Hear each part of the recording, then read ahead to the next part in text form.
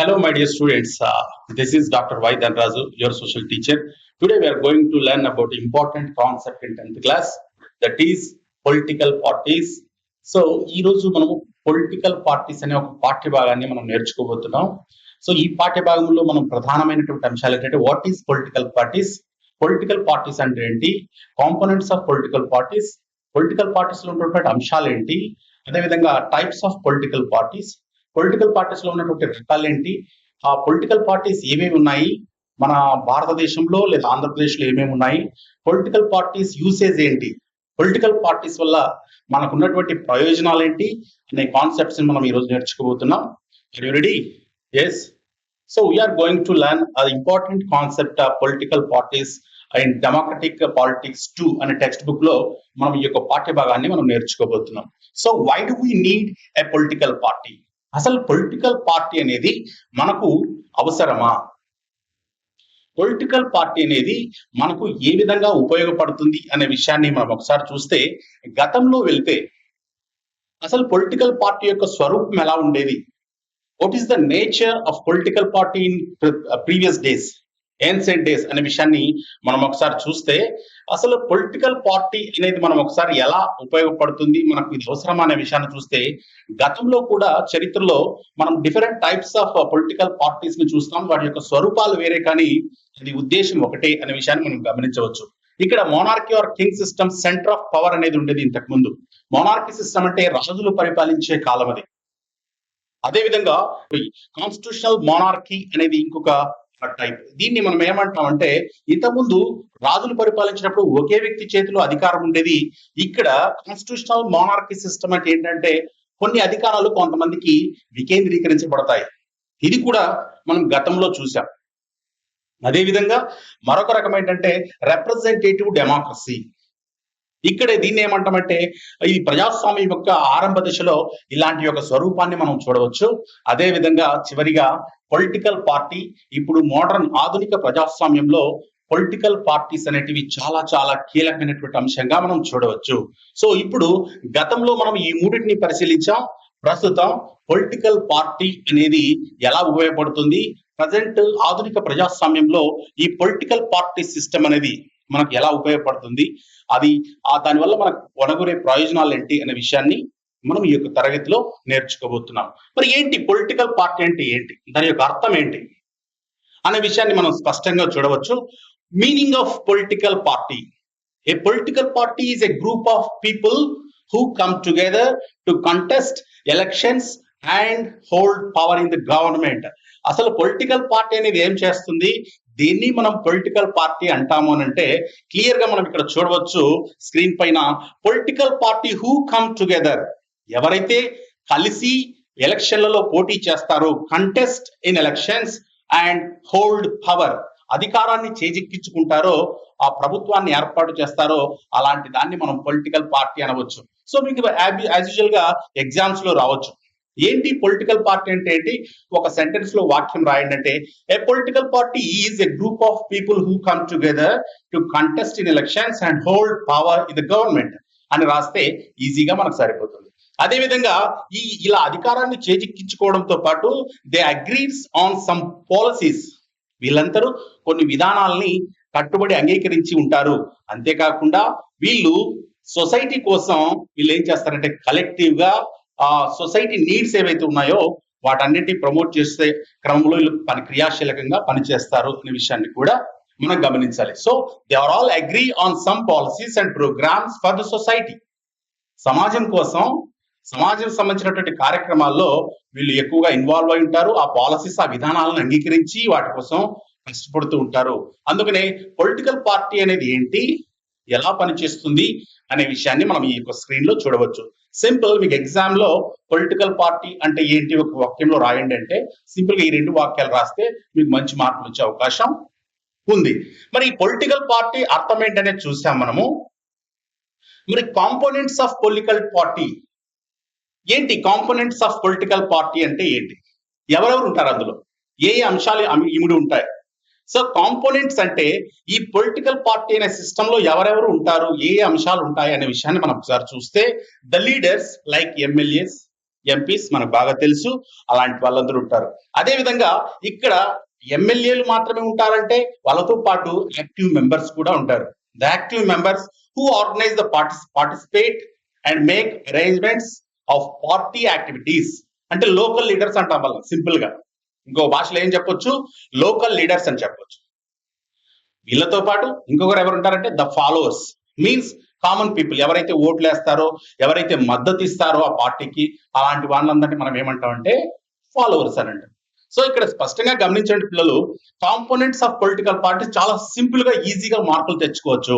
Components of political parties are simple, the leaders, MPs or MLAs, the active members, ఎవరైతే ఈ activity కార్యక్రమాలకు active గా participate చేస్తారో, ఈ రాజకీయ పార్టీ కార్యకలాపాల్లో ఎవరైతే యాక్టివ్ గా పార్టిసిపేట్ చేస్తారో వారందరినీ మనం ఏమంటామంటే యాక్టివ్ మెంబర్స్ అంటాం. నెక్స్ట్ మూడవ అంశంగా మనము ఫాలోవర్స్ చూడవచ్చు. వీళ్ళు కామన్ పీపుల్, ఎవరైతే పొలిటికల్ పార్టీకి మద్దతు ఇస్తారో వాళ్ళని మనము ఫాలోవర్స్ అని అంటాం, లేదా కామన్ పీపుల్ అని కూడా అనవచ్చు. సో ఇది these are all the common components of political party అని చెప్పవచ్చు. నెక్స్ట్ వచ్చేసి functions of a political party. ఇది చాలా ఇంపార్టెంట్. ఒక రాజకీయ పార్టీ యొక్క విధులు ఏంటి? ఫంక్షన్స్ అంటే ఏమంటాం మనము తెలుగులో? విధులు అని అంటాం. మరి ఫంక్షన్స్ ఏంటి? A parties contest in elections first. ఏదైనా ఒక పొలిటికల్ పార్టీ ఎన్నికల్లో పోటీ చేస్తుంది. కంటెస్ట్ అంటే ఏంటి? ఎన్నికల్లో పోటీ చేయడం, ఎలక్షన్స్ లో పోటీ చేయడాన్ని కంటెస్ట్ ఇన్ ఎలక్షన్స్ అని అంటాం. Next, they put forward different policies and programmes for the citizens. భారతదేశంలో లేదా రాష్ట్రంలో ఎవరైతే పౌరులు ఉన్నారో వారి కోసం, వారికి అవసరమైనటువంటి పాలసీస్ కానీ కార్యక్రమాలను కానీ ముందుకు తీసుకెళ్లడంలో వీళ్ళు యాక్టివ్ గా పనిచేస్తారు. ఈ పొలిటికల్ పార్టీస్ యాక్టివ్ గా పనిచేస్తారు. మీరు బాగా అబ్జర్వ్ చేయొచ్చు, మన సమాజంలో కూడా కొంతమంది ధర్నాలు, రాస్తా రోకోలు చేస్తుంటారు. మాకు విద్యుత్ ఛార్జీలు పెరిగాయి తగ్గించండి అని, బస్ ఛార్జీలు పెరిగాయి తగ్గించండి అని, దీని కోసం ఫైట్ చేస్తూ ఉంటారు కొంతమంది. అలాంటి వాళ్ళందరూ ఒక పొలిటికల్ పార్టీ ఎజెండాగా పెట్టుకుని ఆ పార్టీ ఆ జెండా కింద వీళ్ళు పనిచేస్తూ ఉంటారు. ఎందుకు? వాళ్ళ యొక్క పౌరుల యొక్క సంక్షేమం కోసం వీళ్ళు పాటుపడుతూ ఉంటారు. సో ఇది ఒక రెండవ విధిగా మనం చెప్పవచ్చు. Next, third, they play a decisive role in making laws for the citizens. పౌరుల కోసం చట్టాలు తయారు చేయడంలో వీళ్ళు చాలా కీలకమైనటువంటి భూమికను పోషిస్తారు. చాలా కీలకమైనటువంటి పాత్రను వీళ్ళు భావిస్తారు. ఎలా అంటే చూడండి, ఏదైనా చట్టాలు చేయాలి, ఫర్ ఎగ్జాంపుల్ దిశ యాక్ట్ ఉంది, రీసెంట్ గా మనం చూస్తున్నాం. దాన్ని ఇప్పుడు శక్తి యాప్ గా మార్చారు. సో దేనికి ఉద్దేశించబడింది? ఇది ఆడపిల్లల యొక్క సంరక్షణ కోసం ఏర్పాటు చేయబడింది. సో దీన్ని తయారు చేయడానికి వీళ్ళు ఏం చేస్తారంటే, వీళ్ళు దీని యొక్క విధి విధానాలను క్రియేట్ చేయడానికి, దీన్ని చట్టం చేయడానికి వీళ్ళు అసెంబ్లీలో లేదా పార్లమెంట్లో వీళ్ళు మాట్లాడతారు. ఇది ఇలా ఉండాలి, ఇలా ఉంటే రక్షణ వస్తుంది అని వాళ్ళు అడుగుతారు, డిమాండ్ చేస్తారు. దీని ద్వారా ఏమిటంటే అది చట్టంగా రూపొందడానికి వీళ్ళు కృషి చేస్తారు. Next, parties form and run the government. Political parties ఇంకోటి ఏం చేస్తాయో తెలుసా? Parties form and run the government. Government ని రూపొందించడానికి, గవర్నమెంట్ నడపడానికి ఈ పొలిటికల్ పార్టీస్ ఉపయోగపడతాయి, దానికోసం పనిచేస్తాయి. So functions of a political party అనే విషయాన్ని మనము చేస్తున్నాం. ఇంకా కొన్ని చూడొచ్చు మనము స్పష్టంగా. ఏదైతే ఓడిపోయినటువంటి పార్టీస్ ఉంటాయో, అంటే ఎన్నికల్లో 2-3 పార్టీలు కలిసి పోటీ చేస్తాయి, ఒక పార్టీ మాత్రమే గెలుస్తుంది, కొన్ని పార్టీలు ఓడిపోతాయి. మీరు ఓడిపోయినటువంటి పార్టీ ఏం చేస్తుందో తెలుసా? ఇక్కడ అపోజిషన్ గా, అంటే ప్రతిపక్ష పార్టీగా ఉండి ప్రభుత్వంలో ఎవరైతే ఈ పాలసీస్ చేస్తున్నారో ఆ పాలసీస్ ని వీళ్ళు ఏం చేస్తారంటే, ప్రతిపక్షంలో ఉన్నటువంటి వాళ్ళు ఏదైనా చట్ట విరుద్ధంగా ఉన్నటువంటి వాటిని వ్యతిరేకిస్తూ ఉంటారు లేదా ఖండిస్తూ ఉంటారు. అలాంటి ఆ పాత్రను కూడా ఈ రాజకీయ పార్టీలు అలాంటి విధులు కూడా నిర్వహిస్తూ ఉంటాయి. నెక్స్ట్ ఇంకొకటి ఏంటంటే, parties shape public opinion and means fulfil the genuine demands. అంతేకాకుండా ఇవేం చేస్తాయో తెలుసా? ప్రజాభిప్రాయాన్ని సేకరించి వారి యొక్క ఒరిజినల్ గా డిమాండ్స్ ఏమైతే ఉన్నాయో వాటిని రూపకల్పన చేయడంలో కూడా పొలిటికల్ పార్టీస్ కీలక భూమిక పోషిస్తాయి. అంతేకాకుండా the political parties provide opportunities to access the government machinery and welfare schemes. Welfare schemes అంటే సంక్షేమ కార్యక్రమాలు. ఇప్పటిదాకా మనం చూసాం, అమ్మఒడి కార్యక్రమాలు కానీ, నెక్స్ట్ విద్యా కానుక, ఈ అన్ని కిట్లు, మధ్యాహ్న భోజనం, వీటన్నిటి కూడా ఒక సంక్షేమ కార్యక్రమాల్లో చూడవచ్చు. వీటన్నిటి ప్రజలకి పిల్లలకి సజావుగా అందేందుకు వీళ్ళు ఏం చేస్తారంటే ప్రభుత్వ యంత్రాంగంతో పనులు చేయించుకునేందుకు ఇవి కృషి చేస్తూ ఉంటాయి. అంతేకాకుండా they shape representative democratic system, అంతేకాకుండా ప్రజాస్వామ్య వ్యవస్థను సక్రమంగా నడపడానికి ఇవి రూపకల్పన చేస్తూ ఉంటాయి, వాటి యొక్క కార్యక్రమాలను రూపకల్పన చేస్తూ ఉంటాయి అనే విషయాన్ని మనం గమనించవచ్చు. ప్రధానంగా ఇప్పుడు చెప్పుకున్నటువంటి ఏవైతే రాజకీయ పార్టీ యొక్క విధులు ఫంక్షన్స్ ఉన్నాయో వాటన్నిటిని మనం చూడవచ్చు. Next, necessity of political parties, ఇది చాలా ఇంపార్టెంట్. ఇప్పుడు దాకా మనము పొలిటికల్ పార్టీ మీనింగ్ ఏంటో చేసాం, అదేవిధంగా పొలిటికల్ పార్టీ యొక్క ఎలిమెంట్స్ ఏంటో చూసాం, అదేవిధంగా పొలిటికల్ పార్టీ యొక్క నెసెసిటీ ఏంటి అనే విషయాన్ని మనం చూడబోతున్నాం. అసలు పొలిటికల్ పార్టీ యొక్క ఆవశ్యకత ఏంటి అనే విషయాన్ని మనం ఈ స్క్రీన్ లో చూస్తే, ఒకవైపు ఏమో పొలిటికల్ పార్టీ లేకపోతే ఎలాంటి పరిస్థితులు ఉంటాయి, పొలిటికల్ పార్టీ ఉంటే ఎలాంటి పరిస్థితులు ఉంటాయి అనే విషయాన్ని మనం ఈ స్క్రీన్ పైన చూస్తున్నాం. So there is a difference between no political party and political party presence ఉంటే ఎలాంటి సిచ్యువేషన్స్ ఉంటాయో we should know. And no uniform decisions in no political party system. ఒకవేళ పొలిటికల్ పార్టీ అనేది లేకపోతే అక్కడ ఒకే రకమైనటువంటి నిర్ణయాలు తీసుకునే అవకాశం ఉండదు. ఎక్కడ పొలిటికల్ పార్టీ లేకపోతే, ఒకవేళ పొలిటికల్ పార్టీ ఉంటే డెసిషన్స్ యాజ్ ఎ హోల్ అందరం కలిసి సమగ్రంగా ఆలోచించి అందరికీ ఆమోదయోగ్యమైనటువంటి నిర్ణయాలు తీసుకోవచ్చు. ఎక్కడ పొలిటికల్ పార్టీ ఉంటే, అక్కడ లేకపోతే ఇక్కడ నో యూనిఫామ్ డెసిషన్స్, అంటే యూనిఫామ్ గా తీసుకునేటువంటి డెసిషన్స్ ఉండవు, అందరికి ఆమోదయోగ్యమైనటువంటి అందరికి ఒప్పుకున్నటువంటి నిర్ణయాలు తీసుకునే అవకాశం ఇక్కడ ఉండదు. నెక్స్ట్, పొలిటికల్ పార్టీ అనేది లేని చోట ఇండిపెండెంట్ క్యాండిడేట్స్ ఎక్కువగా ఉంటారు, అంటే స్వతంత్ర అభ్యర్థులు ఉంటారు. ఇక్కడ రిప్రజెంటేటివ్ డెమోక్రసీ ఏదైతే ఉందో అలా ఉంటుంది, అంటే రిప్రజెంటేటివ్స్ ఉంటారు. ఇక్కడ ఏంటి ఈ రెండింటిగా డిఫరెన్స్ అంటే ఒక చిన్న వాక్యంలో తెలియజేస్తాను మీకు. ఇండిపెండెంట్ క్యాండిడేట్స్ అంటే వాళ్ళు స్వతంత్ర అభ్యర్థులు అంటాం తెలుగులో. వాళ్లకు స్పెసిఫిక్ ఎజెండా ఉండదు, వాళ్ళు ఏ పార్టీకి చెందిన వ్యక్తులు కారు. ఫర్ ఎగ్జాంపుల్, ప్రతి పార్టీ ఒక ఎజెండాతో ఒక సిద్ధాంతంతో ముందుకెళ్తూ ఉంటుంది. కానీ ఇండిపెండెంట్ క్యాండిడేట్స్ కి అలాంటి అవకాశాలు ఉండవు. వారు ఏదైనా మనకు చేయడానికి కూడా చాలా తక్కువగా అవకాశం, స్కోప్ ఉంటుంది. అందుకని ఇండిపెండెంట్ క్యాండిడేట్స్ ఇక్కడ ఉంటారు. ఇక్కడ ప్రజా ప్రతినిధులు ఉంటారు. ప్రజాస్వామ్యంలో ఎవరైతే ఉన్నారో ప్రజలు ఒప్పుకునేటువంటి ప్రతినిధులు ఇక్కడ ఉండే అవకాశం ఉంది. Next, no major accountability. మూడవది, పొలిటికల్ పార్టీ సిస్టమ్ లేని చోట, అంటే రాజకీయ పార్టీ లేని చోట ఇక్కడ అకౌంటబిలిటీ, బాధ్యత అనేది ఉండదు, బాధ్యత రాహిత్యంగా వ్యవహరిస్తారు. ఇక్కడ and accountable to the government may be setup. ఇప్పుడు ప్రభుత్వానికి, ప్రజలకు, ఎన్నికున్నటువంటి ప్రజలకు ప్రజా ప్రతినిధులైతే వీళ్ళు బాధ్యత వహిస్తారు. అంటే ఏదైతే మనకు హామీలు ఇచ్చారో ఆ హామీలు నెరవేర్చకపోతే వీరు ప్రభుత్వానికి, ప్రజలకు ఇక్కడ బాధ్యత అనేది ఉంటుంది. ఇక్కడ వీళ్ళకి బాధ్యత అనేది ఉండే అవకాశం లేదు. Next, limited to constituency only. Constituency అంటే ఏంటి?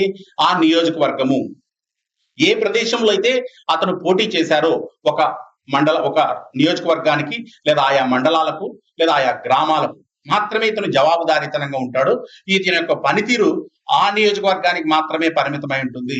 ఒకవేళ ఏదైనా ఒక రాజకీయ పార్టీ నుండి వచ్చినటువంటి వ్యక్తి అయితే, ఒకవేళ పార్టీ ఉన్నట్టయితే, మే వర్క్ బియాండ్ ద కాన్స్టిట్యుయెన్సీ, ఆ నియోజకవర్గం పరిధి దాటి కూడా వీళ్ళు హెల్ప్ చేయొచ్చు.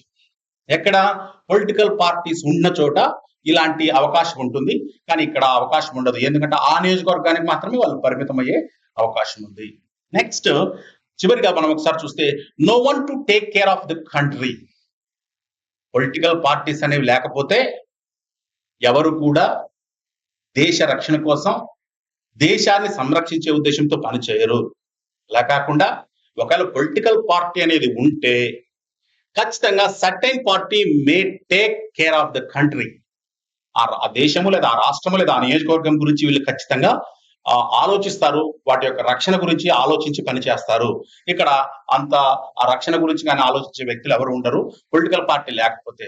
అంతేకాకుండా పొలిటికల్ పార్టీ లేకపోతే మోర్ కాన్ఫ్లిక్ట్, చాలా సంఘర్షణలు ఉంటాయి, చాలా అలజడులు, ఆందోళనలు ఉంటాయి అని చెప్పవచ్చు. ఎందుకంటే వాళ్ళకు ఒక క్లారిటీ ఉండదు, చాలా కన్ఫ్యూజన్ ఉంటుంది. అలాంటిప్పుడు ఏమవుతుందంటే పొలిటికల్ పార్టీ లేకపోతే ఏ యొక్క విధానం పట్ల వాళ్ళకి ఆసక్తి కానీ నిబద్ధత కానీ ఉండదు. అదే పొలిటికల్ పార్టీస్ ఉన్నటువంటి చోట ఆయా ప్రజా పార్టీలకు కానీ ప్రజలు ఎన్నుకున్నటువంటి వ్యక్తులకు కానీ ఖచ్చితంగా కాన్ఫ్లిక్ట్ తక్కువగా ఉండి ప్రజామోదయోగ్యమైన నిర్ణయాలు తీసుకుంటారు. ప్రజా ఆమోదయోగ్యమైనటువంటి నిర్ణయాలే ఇక్కడ తీసుకుంటారు. ఎక్కడైతే పొలిటికల్ పార్టీ లేదో ఇక్కడ అలాంటి నిర్ణయాలు తీసుకునే అవకాశం లేదు. అందుకని నెసెసిటీ ఆఫ్ పొలిటికల్ పార్టీస్ లో పొలిటికల్ పార్టీ లేకపోతే ఎలాంటి పరిస్థితులు ఉన్నాయి, పొలిటికల్ పార్టీ ఉంటే ఎలాంటి పరిస్థితులు ఉన్నాయో మనం ఈ స్క్రీన్ పైన చూస్తున్నాం. Next, how many parties should we have? మరి ఎన్ని రకాలటువంటి పార్టీస్ ని మనం కలిగి ఉన్నాం? ఇది చాలా ఇంపార్టెంట్. మరి పార్టీలు, రాజకీయ పార్టీలు ఉన్నాయని మనకు తెలుసు. ఎన్ని రకాల రాజకీయ పార్టీలు కలిగి ఉన్నాం మనము అనే విషయాన్ని మనం ఒకసారి చూస్తే, in democracy any group of citizens is free to form a political party. ఎప్పుడైనా ప్రజాస్వామ్యంలో రాజకీయ పార్టీని ఏర్పాటు చేసుకోవచ్చు. ఇట్ ఎవాల్వ్స్, ఇందులో ఏ అంశాలను ఆధారంగా దీన్ని చేసుకుంటారనంటే, over a long period of time వాళ్ళు ఎంతకాలము ఈ యొక్క రాజకీయ పార్టీ మనుగడ సాధిస్తుంది అనే విషయం పట్ల, అదేవిధంగా depending on it's socio cultural views. Socio cultural అంటే సామాజిక సాంస్కృతిక అంశాలు ఏవైతే ఉన్నాయో వాటి ఆధారంగా కూడా రాజకీయ పార్టీలు ఏర్పడతాయి. అది ఎంతకాలము అంటే ఒక పర్టికులర్ సమస్యను ఉద్దేశించబడినప్పుడు దాన్ని సాధించడానికి మాత్రమే కొన్నిసార్లు రాజకీయ పార్టీలు ఏర్పడతాయి. నెక్స్ట్ ఇంకొకటి ఏంటంటే regional and geographical divisions base మీద కూడా రాజకీయ పార్టీలు మనం ఏర్పాటు చేస్తున్నటువంటి పరిస్థితుల్ని మనం చూడవచ్చు. అంతేకాకుండా హిస్టరీ ఆఫ్ పాలిటిక్స్, అంతేకాకుండా అక్కడ ఉన్నటువంటి రాజకీయ నేపథ్యము, రాజకీయ చరిత్రను బట్టి కూడా కొన్నిసార్లు ఈ రాజకీయ పార్టీలు ఏర్పడుతూ ఉంటాయి అనే విషయాన్ని మనం గమనించాలి. ఈ విధంగా we can say no system is ideal for countries all situations. ఎందుకని ఏ దేశానికి కూడా ఏ సిచ్యువేషన్లో అయినా కూడా పర్టికులర్ గా ఇది ఒక విధానం ఉంది రాజకీయ పార్టీని ఏర్పాటు చేసుకోవడానికి అని మనం చెప్పలేము. ఒక రాజకీయ పార్టీ ఏర్పడడానికి ఏదైనా ఉద్దేశం అయి ఉండొచ్చు. ఒక చోట ఒక చిన్న సమస్యను పరిష్కరించుకోవడం కోసం ఒక రాజకీయ పార్టీని ఏర్పాటు చేసుకుంటారు. కొన్ని చోట్ల వాళ్ళ సంస్కృతిని, సాంప్రదాయాలను, సామాజిక వ్యవస్థలను కాపాడడానికి రాజకీయ పార్టీని ఏర్పాటు చేసుకుంటారు. మరికొన్ని చోట్ల ఆ జియోగ్రాఫికల్ గా వాళ్ళ యొక్క హక్కులు రక్షించుకోవడానికి రాజకీయ పార్టీని ఏర్పాటు చేసుకుంటారు. అందుకనే ఎక్కడైనా ఏ దేశానికైనా ఏ సిచ్యువేషన్ లో అయినా కూడా ప్రత్యేకమైనటువంటి ఎజెండా కానీ ప్రత్యేకమైనటువంటి ప్రిన్సిపల్స్ కానీ ఏం లేవు రాజకీయ పార్టీని ఏర్పాటు చేసుకోవడానికి. రాజకీయ పార్టీ ఏర్పాటు చేసుకోవాలంటే ఒక పర్టికులర్ గా ఏదైనా ఒక ఉద్దేశం ఉంటుంది. అది డిఫరెంట్ టైప్స్ ఉండొచ్చు.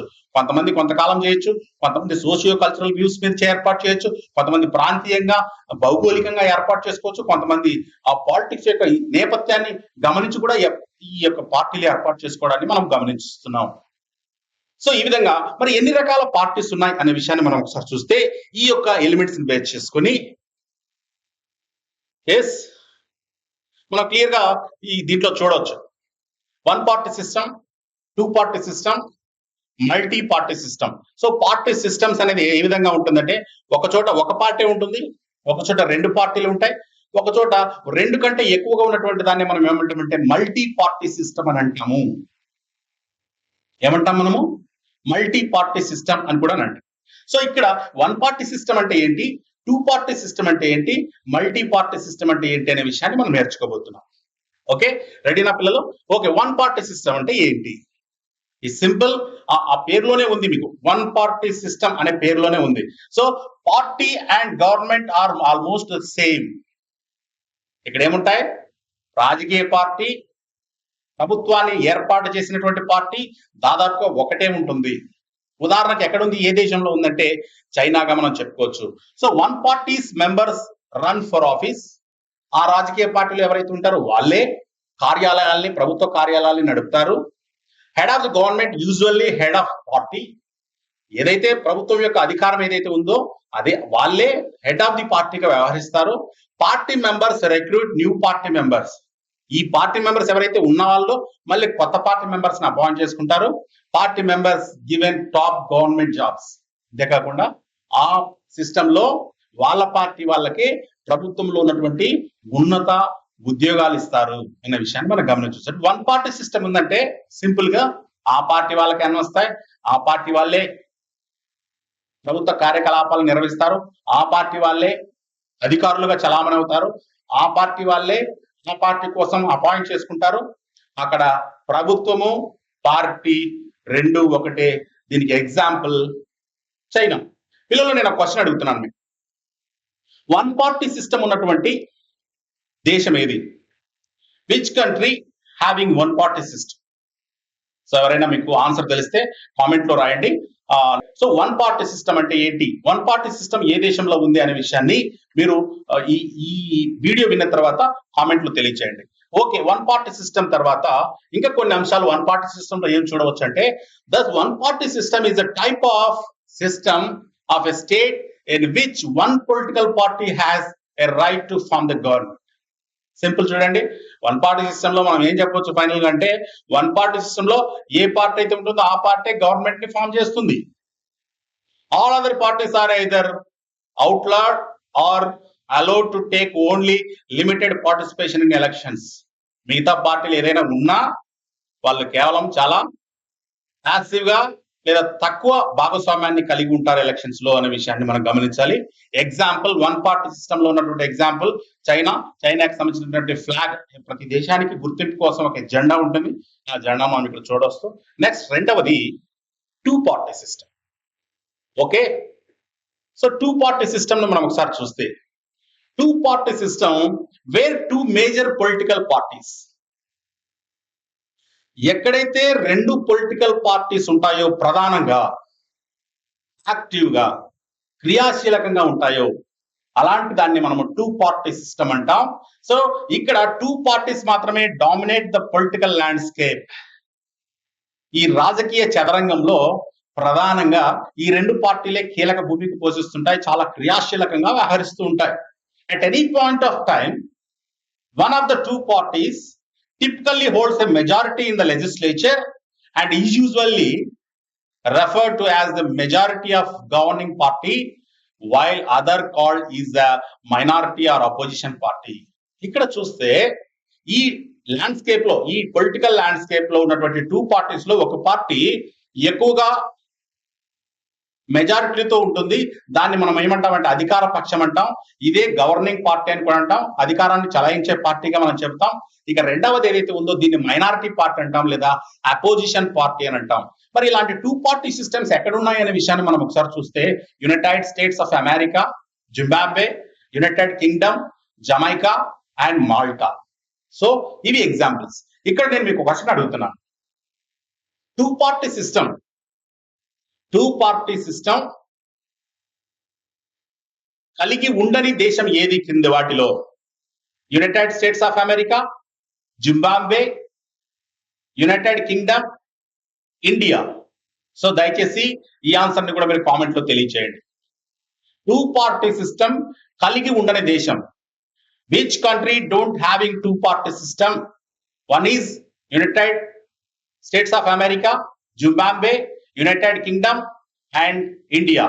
ఏదో ఆన్సర్ మీరు కామెంట్ లో తెలియజేయండి. So this is two party system.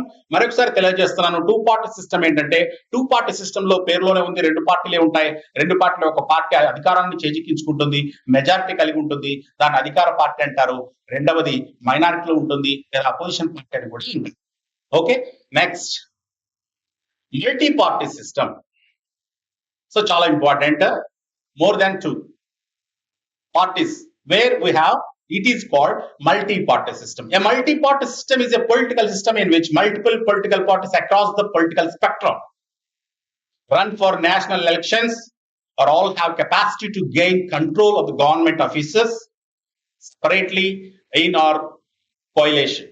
So దయచేసి ఇక్కడే మనం గమనించాల్సింది ఏంటంటే, ఏదైనా ఒక పార్టీని రన్ చేయడానికి, ఎలక్షన్లో పోటీ చేయడానికి, ఎన్నికల్లో పోటీ చేయడానికి రెండు అంతకంటే ఎక్కువ పార్టీలు ఉన్నటువంటి దాన్ని మల్టీ పార్టీ సిస్టమ్ అంటాం. దీనికి ఉదాహరణగా Argentina, Armenia, Brazil, France, Germany, India, Iran, Indonesia and Ukraine. So ఎన్ని దేశాలని మనం మల్టీ పార్టీ సిస్టమ్ గా చూడవచ్చు. మల్టీ పార్టీ సిస్టమ్ అమలు అవుతున్నటువంటి దేశాల్లో Argentina, Armenia, Brazil, France, India, Iran, Indonesia and Ukraine మొదలగునవి అని చెప్పవచ్చు. సో ఇక్కడ కూడా మిమ్మల్ని క్వశ్చన్ అడగవచ్చు, మల్టీ పార్టీ సిస్టమ్ కలిగి ఉన్నటువంటి దేశం ఏంటి? United states of America, United Kingdom, China, India. So దీనికి కూడా మీరు ఆన్సర్ తెలిస్తే డెఫినెట్ గా క్వశ్చన్ నెంబర్ 3 అని చెప్పేసి మీరు ఆన్సర్ ఇది అని రాసేయండి. నాకు చాలా హ్యాపీగా ఉంటుంది, ఎందుకంటే మీరు నా క్లాస్ ని ఫాలో అవుతున్నారని చెప్పడానికి నేను సంతోషిస్తాను. రైట్, ఇక్కడ మీరు ఒకసారి చూస్తే ఇప్పుడు మనకు 3 type of political party systems ఉన్నాయి. Number 1 1 party system, 2 party systems and multi party system ని మనం చూడవచ్చు. Okay, so this is how మనం పొలిటికల్ పార్టీ అనేది ఏంటి, పొలిటికల్ పార్టీ అనగా అంటే ఏంటి, పొలిటికల్ పార్టీలో ఉన్నటువంటి కాంపోనెంట్స్ ఏంటి, పొలిటికల్ పార్టీలో ఉన్నటువంటి డిఫరెంట్ డైమెన్షన్స్ ఏంటి, ఎలా ఉపయోగపడుతుంది, నెసెసిటీ ఏంటి, పొలిటికల్ పార్టీ లేకపోతే ఉంటే మనకు వచ్చే ప్రయోజనాలు ఏంటి అనే విషయాన్ని మనం ఈ క్లాస్ లో చూసాం. దయచేసి థ్యాంక్ యూ అండి. దీని కంటిన్యూషన్ ఇంకొక క్లాస్ లో చెప్పే ప్రయత్నం చేస్తాను.